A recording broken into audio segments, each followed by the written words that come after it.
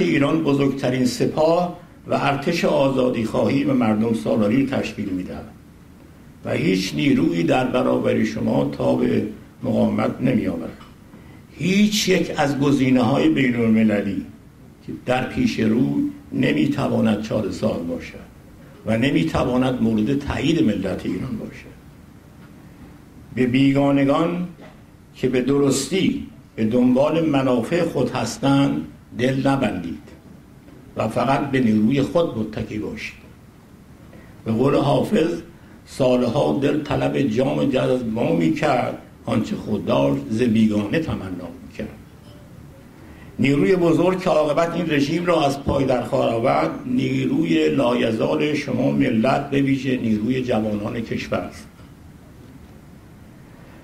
وظیفه ما در خارج از کشور اتحاد هرچه بیشتر نیروهای مبارز برای هماهنگی و راهبردی و هدایت عملیات و کسب پشتیبانی معنوی از دنیای آزاد است که به وسیله شما رژیم را سرنگون خواهد کرد و این درست کاری است که جبهه هماهنگ مبارزان ایران و کنگره همبستگی انجام داده و میدهد. همان گونه که در 20 سال اخیر بسیاری از ملت‌های تحت ستم توانستند بزرگترین دیکتاتوری ها را به زیر بکشند، شما ملت ایران نیز قادرید که نظام جمهوری اسلامی را که نه مورد تایید ملت ایران است و نه مورد تایید جامعه جهانی به زیر بکشید. باشد که روان کورش بزرگ از برقراری نظام مردم سالار و حقوق بشر در ایران خوشنود گردد.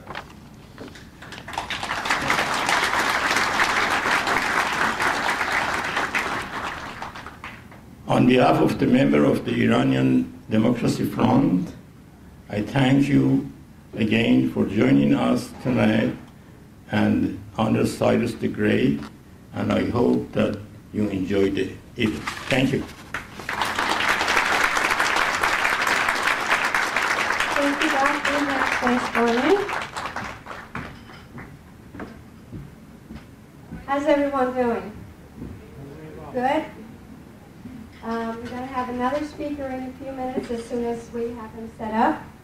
And then we are going to have some wonderful entertainment.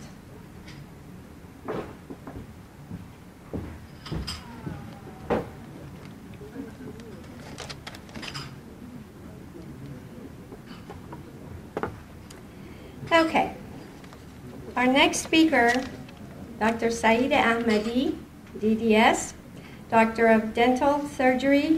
He practices in Houston, Texas. He has more than 30 years of experience in political activities.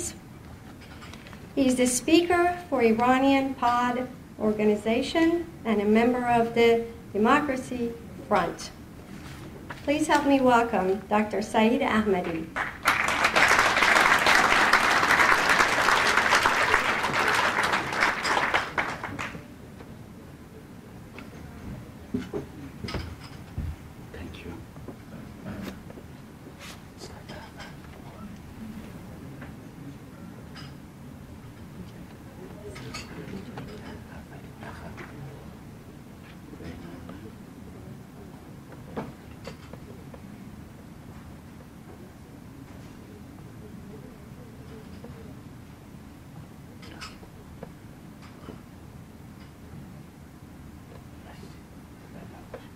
Thank you so much. Good evening, ladies and gentlemen. I'm so delighted to find myself in your company this evening.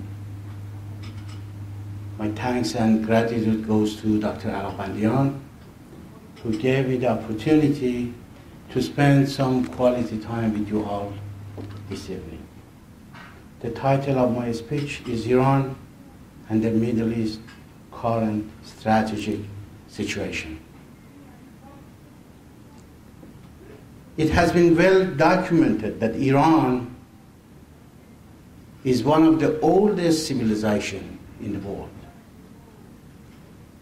Together with its resources, population, size, cultural identity, and geographical location has a very important role, not only in the Middle East, but in the whole world. It connects two major world's important energy sources, namely the Caspian Sea and the Persian Gulf. And by this linkage and connection, it facilitates the transfer of energy from the Caucasus and Central Asia in the north all the way down to the Persian Gulf and Indian Ocean in the south. Iran, as a Shiite country, finding herself amongst the Sunni populated regional powers in the region, such as Turkey, Egypt, and Saudi Arabia, has a distinctive role that it can take it just as a positive or a negative standing in the region. Today, because of the massive discovery of the oil and gas resources in Iran, and because of the increased demand of energy in the world, Iran is getting more important every day. We must not forget that historically, Iran has had a considerable presence from the east, from the coast of the Mediterranean Sea to the deserts of Afghanistan and Balochistan in Pakistan, and also from the soaring mountains in the Caucasus to the Indian Ocean and Persian Gulf and Gulf of Oman in the south. And by the same token, today also, its cultural presence and its strategically influenced importance are well established and recognized. Ladies and gentlemen,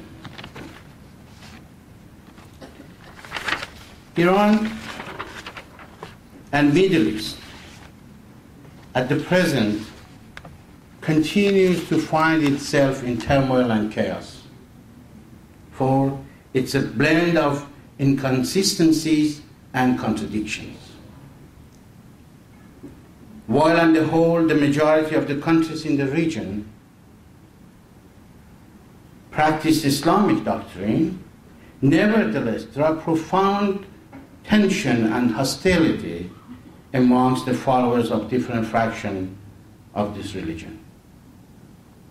As an example, Iran's official religion is the Shia branch of Islam, which is the smaller of the two major branches of it, the larger one being the Sunni branch. The present Iranian government claims to be the principal representative of all Muslims in the world. This is in direct defiance with the Sunni populated Saudi Arabia, which through its inherent evolution has come to be the guardian of the holy and sacred places of worship in the Islamic world. Another example would be to consider the minority Alawi regime in Syria ruling over its majority Sunni population, or the minority Sunni government in Bahrain ruling over its majority Shia citizens. In both cases, this had brought about bloodshed and instability. The tribal disputes are another area for unrest and turbulence in the Middle East. Yemen, Jordan, Lebanon are fitting examples of this paradigm. It should be noted here that it was after the collapse of the Ottoman Empire, after the First World War, the Great Britain and France occupied and subsequently divided up the region into many countries. Border disputes and claims of rights over ownership or owning an island or a waterway has also been the cause of instability in the region. The war between Iraq and Iran in the northwest of the Persian Gulf was the result of just such claims. Qatar and Saudi Arabia and Bahrain, and United Arab Emirates and Oman have all similar disputes and claims, which from time to time resurface and add to the volatility in the region. The deficient, flawed, and corrupt economy in the most of these countries, together with unfair and unmerited division of wealth, have also promoted social unrest. The demographic of the region indicates that the Middle East holds one of the